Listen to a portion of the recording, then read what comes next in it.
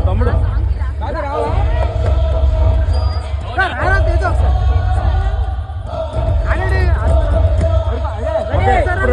తమ్ముడు తమ్ముడు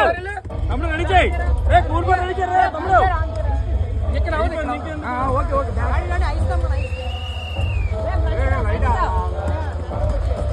అన్నా చేతులు పెట్టకండి అన్నా చేతులు పెట్టకండి మధ్యలో